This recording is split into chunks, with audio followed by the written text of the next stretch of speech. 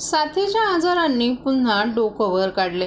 ठाणे शहराला malaria, dengue, typhoid, swine flu आणि अतिसार यांसारख्या साथीच्या रोगाचा विळखा पडल्यानं पालिकेच्या आरोग्य विभागातील कर्मचाऱ्यांची झोप उडाली आहे. सध्याच्या घडीला साथीच्या आजारांचे एकूण 241हून अधिक रुग्णांवर उपचार सुरू असून सर्वात जास्त म्हणजेच 113 मलेरियाचे रुग्ण ठाण्यात असल्याची माहिती पालिकेच्या आरोग्य विभागानं दिली आहे.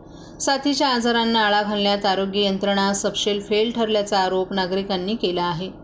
परतीच्या पावसानं धुमाकूळ घालण्यास सुरुवात केली असताना सतत पडत असलेल्या पावसामुळे जागोजागी पाणी साचते. त्यामुळे डासांची उत्पत्ती मोठ्या प्रमाणावर होत असल्यामुळे मलेरिया, डेंग्यू, टायफॉइडच्या तापानं ठाणेकर फणफणले असून रुग्णालय आणि रक्तचाचणी केंद्र फुल झाली आहेत. सद्यस्थितीत जोरदार पाऊस असल्यानं पुढचे 15 दिवस महत्त्वाचे असून संपूर्ण सप्टेंबर महिन्यापर्यंत आरोग्य यंत्रणा पूर्ण क्षमतेनं कार्यरत राहील या दृष्टीनं सर्व आरोग्य अधिकाऱ्यांनी सतर्क राहण्याचे निर्देश पालिकेच्या वरिष्ठ अधिकाऱ्यांनी आरोग्य विभागातील डॉक्टर आणि कर्मचाऱ्यांना दिले आहेत.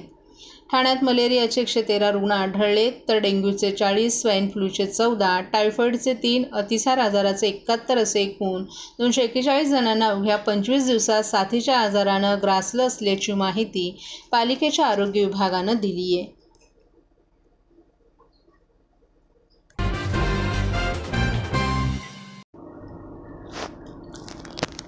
भिवंडीत गणेश विसर्जनादरम्यान दगडफेक करून गणेश मूर्तीची विटंबना करत हिंदूंच्या धार्मिक भावनांचा अनादर करणाऱ्यांवर कारवाई करण्याऐवजी पोलिसांकडून हिंदू समुदायावरच गुन्हे दाखल करण्यात आल्याच्या निषेधार्थ हिंदुत्ववादी संघटना आणि साधू संत संतप्त झालेत. या पार्श्वभूमीवर काल विश्व हिंदू परिषद बजरंग दलाच्या नेतृत्वाखाली साधू संतांनी ठाण्याचे पोलीस आयुक्त आशुतोष डोंबरे यांना निवेदन दिलं. तसंच येत्या 8 दिवसात गणेश भक्तांवरील गुन्हे मागे न घेतल्यास भारतभरातील साधू संतांसह लाखो हिंदुत्ववादी भिवंडीत रस्त्यावर उतरण्याचा इशारा दिलाय. अनंत चतुर्दशीच्या दिवशी भिवंडीतील निजामपुरा पोलीस ठाण्याच्या हद्दीतील वंजारपट्टी नाका येथे गणेश विसर्जनाच्या मिरवणुकीवेळी काही धर्मांध मुसलमान व्यक्तींनी दगडफेक करून श्री गणेश मूर्तीची विटंबना केली होती. यावेळी पोलिसांकडून हिंदू समाजाला टार्गेट करत लाठीचार्ज केला होता. तसंच गुन्हेही दाखल केल्यानं या संदर्भात विश्व हिंदू परिषद कोकण प्रांताच्या नेतृत्वाखाली साधू संतांनी काल ठाणे पोलीस आयुक्तांची भेट घेऊन त्यांना निवेदन दिलं. त्यानंतर साधू संतांनी शासकीय विश्रामगृहात आयोजित पत्रकार परिषद घेऊन पोलीस प्रशासनाच्या उफराट्या कारभाराचा पाडा वाचला.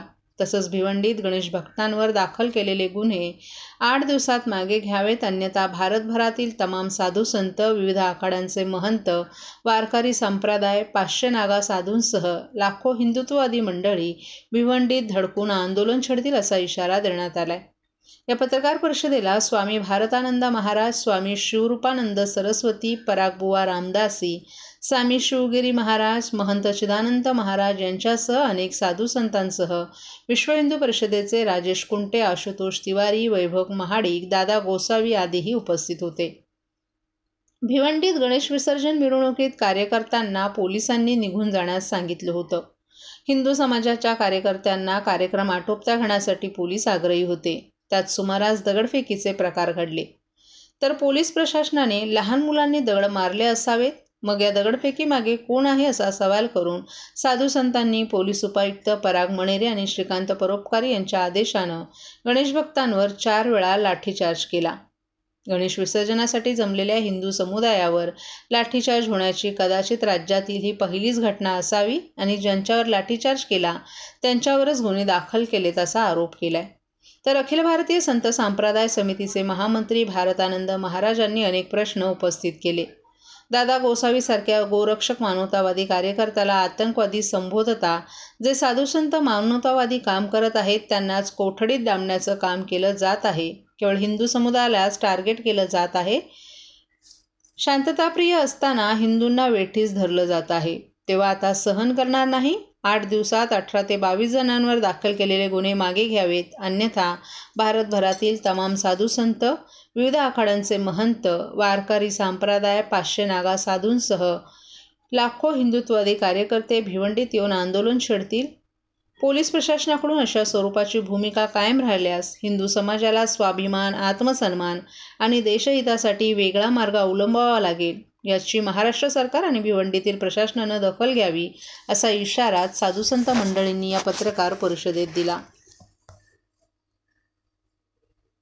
और ऊपर से हिंदू कार्यकर्ता पर आप मामले दर्ज कर रहे हैं और देश विरोधी जो नारे देते हैं, जो पथराव करते हैं, ये प्रशासन को भी पता है कौन पथराव करता है, कौन देश विरोधी नारे देते हैं। और इसलिए उन लोगों पर कड़ी से कड़ी कार्रवाई होनी चाहिए, सजा होनी चाहिए। और 8-10 दिन का समय दिया है हमने, अगर उनके ऊपर कार्रवाई नहीं हुई, हमारे लोगों पर झूठे मुकदमे वापस लेना चाहिए। और इसलिए हमने 8-10 दिन का समय दिया है, नहीं तो पूरे भारत के जो भी हमारे साधु संत है, अलग अलग अखाड़े के वारकरी संप्रदाय, साधु संत, सन्यासी, सभी लोग एक साथ आकर वहां हम बड़ा एक आंदोलन करेंगे। हम कुछ दिन के बाद महाराष्ट्र के सम्माननीय मुख्यमंत्री जी, उप मुख्यमंत्री जी, इनको भी मिलेंगे। और आज सीपी साहब को हमने निवेदन दिया है, उन्होंने आश्वस्त किया है कि 8-10 दिन में हम इसका हल निकालेंगे। तो हमारा एक भरोसा उनको पर है और इसलिए जल्द से जल्द हमारी जो भी पीड़ा है वो माने हिंदू समाज की जो पीड़ा है, और नहीं तो हम साधु संत बड़ा आंदोलन करेंगे। और भिवंडी शहर में ही हजारों लाखों संत आकर हम देशभक्ति का जागरण करेंगे। हमारा समाज बचाना हमारा कर्तव्य है और इसलिए हमें कायर ना समझे प्रशासन केवल हिंदुओं पर ही कार्रवाई क्यों करता है, और जो पथराव करते, जो देश विरोधी नारे देते, उनके ऊपर कार्रवाई कुछ नहीं है। तो ये नहीं चलेगा, हम बर्दाश्त नहीं करेंगे। हमारे कार्यकर्ता मानवतावादी काम करते हैं, दादा गोसावी मानवतावादी काम करते, तो इनको आतंकवादी घोषित करने में लगे आप, ये कैसे चलेगा। हम साधु संत उनके साथ है, हम सरकार से मांग करते, इनके ऊपर अगर कुछ हुआ तो हम साधु संत चुप नहीं बैठेंगे। ये सरकार की जिम्मेदारी रहेगी, महाराष्ट्र सरकार और भिवंडी ठाणे की प्रशासन, पुलिस प्रशासन, उनकी जिम्मेदारी रहेगी इनको पर्याप्त सुरक्षा दे। और जो भी देश विरोधी जो भी नारे देते हैं और जो भी पथराव करते शोभा यात्रा पर, इनके ऊपर कड़ी कार्रवाई हो, ऐसी हम मांग करते हैं।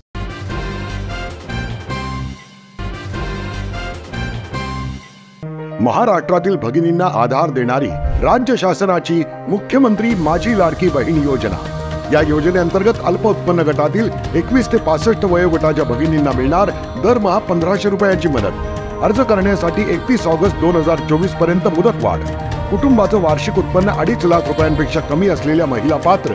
कुटुंबाकडे पिवळं किंवा केशरी रेशन कार्ड असल्यास उत्पन्नाचा दाखला आवश्यक नाही। पांढरं रेशन कार्ड असेल किंवा रेशन कार्ड नसेल तर कुटुंबाचं वार्षिक उत्पन्न 2.5 लाखांपेक्षा कमी असल्याचा दाखला आवश्यक। योजनेसाठीचा ऑनलाईन अर्ज नारी शक्ती दूत ॲप वरून किंवा पोर्टलवर भरता येईल। ज्या भगिनींना ऑनलाईन अर्ज भरता येत नसेल त्यांच्यासाठी अंगणवाडी, ग्रामपंचायत, वॉर्ड ऑफिस, सेतू सुविधा केंद्रामध्ये किंवा आशाताई बचत गटाच्या CRP यांची मदत उपलब्ध। आता आपल्याला अभिमानाने म्हणता येईल, सुखी आणि सुरक्षित आहे माझी लाडकी बहीण।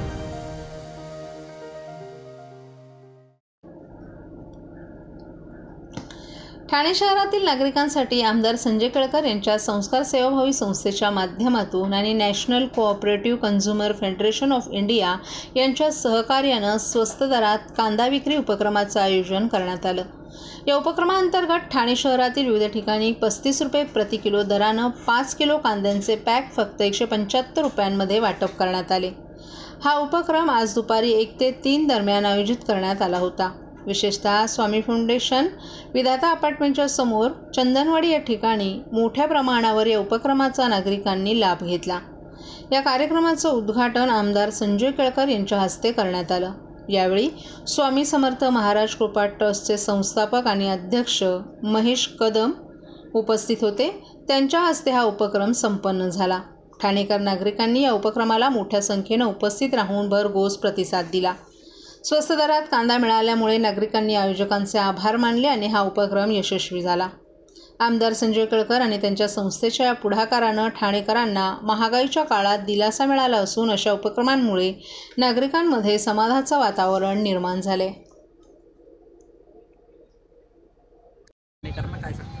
मला वाटतं ठाणे शहरामध्ये आमचे मार्गदर्शक जनसेवक आमदार संजय केळकर साहेब यांच्या संकल्पनेतून जो आज 35 रुपया प्रति किलो प्रमाणे 175 रुपयाचं 5 किलो कांदे बॅग जी आज वाटप करण्यात आलेली आहे। मी केळकर साहेबांचा सगळ्या महिला भगिनींतर्फे आभार व्यक्त करतो की लाडक्या बहिणीनंतर लाडक्या गृहिणीचा साहेबांनी विचार केला आणि सकाळी 11 वाजल्यापासून इथे महिलांचा ओघ चालू झालाय कमीत कमी 4,500 ते 5,000 महिला आजपर्यंत नुरिया दर्गा रोडपर्यंत पोहोचलेल्या आहेत. सगळ्या महिलांना कांदा वाटप होणार आहे.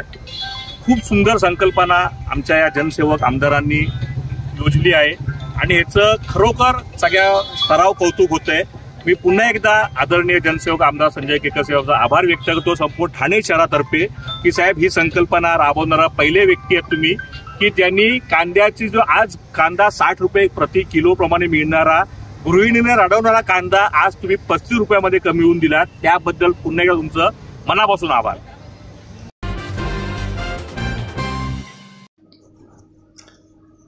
ठाणे, भिवंडी, उल्हासनगर ते बदलापूर या शहरात 6,000हून अधिक अत्याधुनिक CCTV कॅमेरे बसवण्याच्या प्रस्तावाला राज्य शासनानं मंजुरी दिली असली तरीही या कामास अद्यापही सुरुवात झाली नसल्यामुळे शहरावर CCTVच्या नजरेची अद्यापही प्रतीक्षाच करावी लागणार आहे.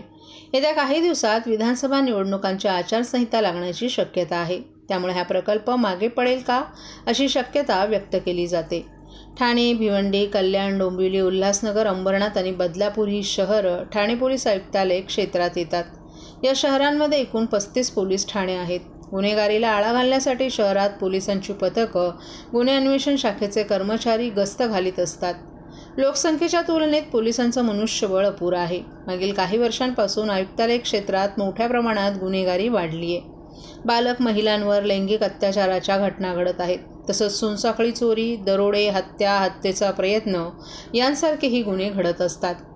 ठाणे महापालिका क्षेत्रात महापालिकेनं काही भागात CCTV कॅमेरे बसवलेत, परंतु हे CCTV पुरेसे नाहीत. तसंच त्यांची दृश्यमानताही चांगली नाही. तर कल्याण डोंबिवली महापालिकेनं शहरात स्मार्ट सिटी अंतर्गत 1,000 CCTV कॅमेरे बसवलेत. ठाणे आणि कल्याण वगळता इतर शहरात शासकीय योजनेतून CCTV कॅमेरे बसवण्यात आले नाहीत. त्यामुळे या ठिकाणी गुन्हेगारीला पायबंद घालताना पोलिसांना अडचणींचा सामना करावा लागतोय.